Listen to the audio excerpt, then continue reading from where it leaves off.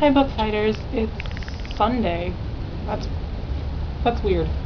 So yeah, it's Sunday. I'm sorry I didn't do my video on Tuesday. I had some family issues that needed to be resolved, but those are all taken care of, and so we will be back to our regularly scheduled programming on Tuesday. But I gotta do my video from this week, can't skip the video, so Sunday it is. I read The Outsiders by S.E. Hinton, and I also read Infinity by Sherilyn Kenyon. Both of them were YA novels for Teen Read Week, which was pretty cool. I read a lot of YA anyway, so you know it wasn't that much of a stretch from the things that I normally read. The Outsiders, I guess I'll talk about The Outsiders first. The Outsiders is just a great book. The author was actually, I think 15 or 16 when she wrote the book. So I think it kind of speaks to, you know, all of us kind of being, you know, young writers, kind of in the spirit of NaNoWriMo and all that wonderful stuff. So that's kind of why I read it. It's this book about rivaling gangs. It kind of reminds me of Catcher in the Rye, not for any particular reason, just kind of in general. Actually, I have no idea why it reminds me of Catcher in the Rye. I guess maybe the time period, I don't know. But it is one of the best books that I've ever read. This was the second time that I've read it, and seriously, fantastically amazing book.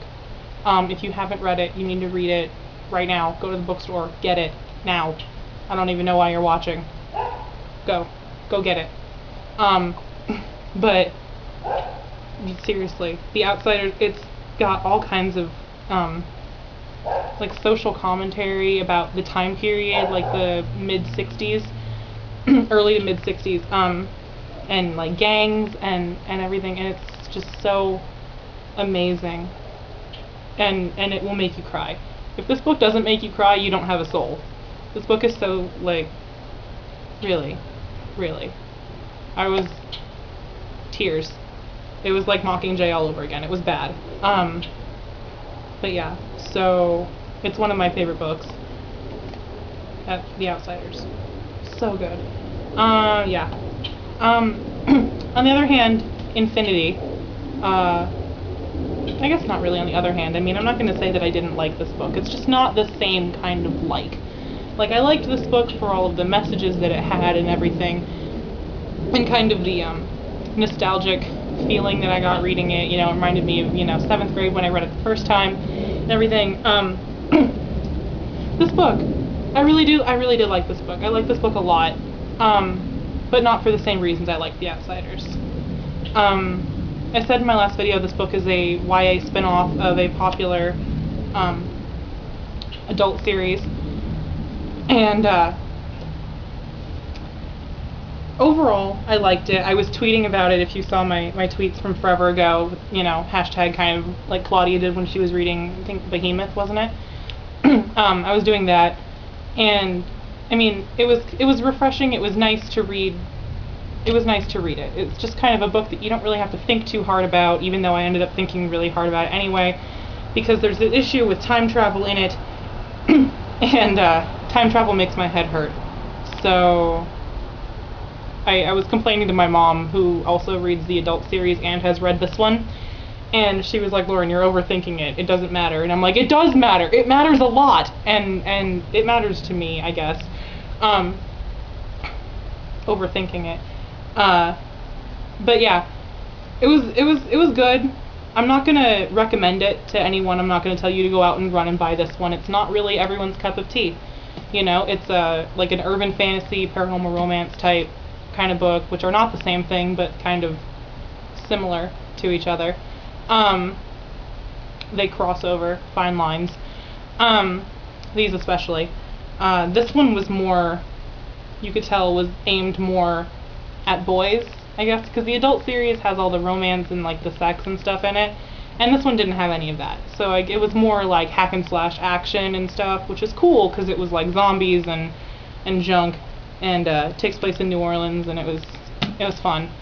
It was a fun read, not a deep, thought-provoking read, you know? So, yeah. Those were those books. Book that I'm going to read, or have been reading since it's Sunday and not Tuesday. I've been reading The Guide to Writing Fantasy and Science Fiction by Philip Athens because of Nano. My Nano is like an urban fantasy, but it has elements of, like I need some world building help and stuff for a lot of backstory and some mythology and religion and everything, so I figured I would read this and kind of hone my skills before Nano. And yeah, so most of the questions I'm going to hold off on answering because I would have been answering most of them on Tuesday anyway, so I'll answer them on Tuesday because we'll have more time, and I feel like these reviews took a while. And there were a lot of questions that require a lot of thought, so yeah. Dan's question from a while ago about truth in theater, I would answer, but I feel like Sarah said everything that I wanted to say better than I could have said it.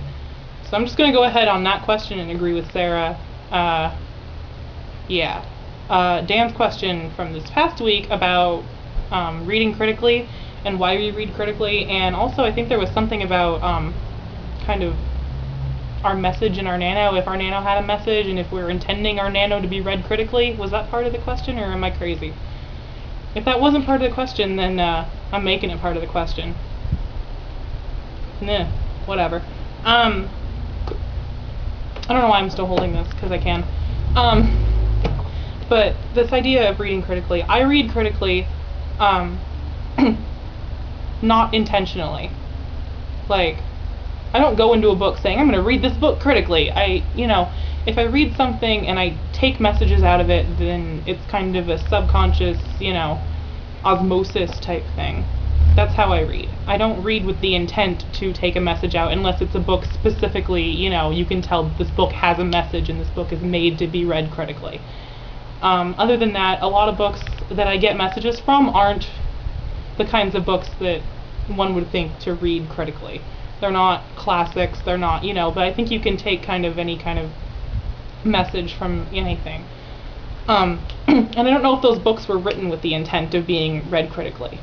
You know what I mean? And in that kind of vein, I don't write either with the intent of my books being read critically, or my work being read critically. I feel like I write with, my experiences, and if I put something in it that I think is a message, I'm not trying to make that message blatantly obvious.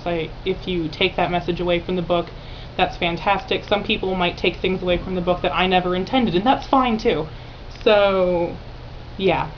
And in that kind of idea of authorial intent and everything, got me kind of thinking about, since everyone was kind of asking deep, thought-provoking questions, the idea of language, and how it, I have to look at my notes, because it's one of those things where, yeah, just the idea of language not meaning, I don't know where my words are today, to look at my notes.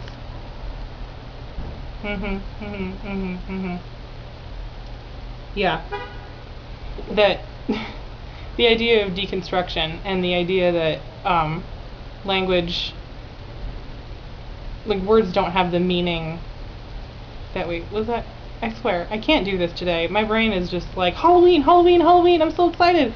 I can't think straight. Anyway, whatever. The idea, the authorial intent, and does it matter? Do you think authorial intent matters? And if the idea of deconstruction is true, if you need to look it up, because I can't apparently explain it. If you need to look it up, I'll leave a link down in the doobly-doo, in the bookshelf, in my pants. Does that affect authorial intent at all? Do you think it does? Yeah. I think that question made sense. I'm pretty sure. my brain is still preoccupied with Halloween. Halloween. And also because I got my Sons of Admiral shirt. I don't know if you can see it. So yeah, and also because it's Nano Eve, and in about an hour I'm going to the NaNoWriMo kickoff party here in Vegas, and we're doing the night of 5,000 words. So stress, ideas exploding, can't think straight. So yeah, Bookfighters, I will see you on Tuesday. Fare thee well, everyone. Have a happy Halloween.